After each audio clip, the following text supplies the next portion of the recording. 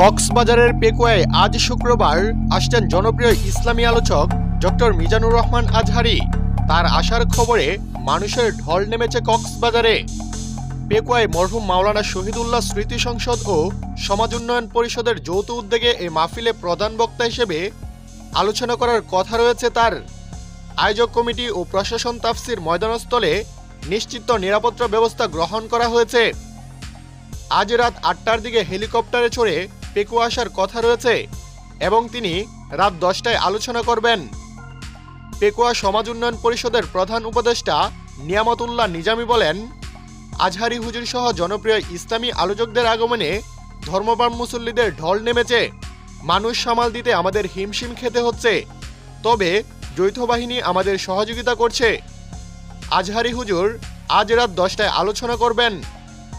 মাহফিলে আসা কয়েকজন যুবক বলেন, হুজুরকে দেখতে এসেছি, এত পরিমাণ মানুষ হয়েছে যে প্যান্ডেলে পর্যন্ত যাওয়া সম্ভব হচ্ছে না।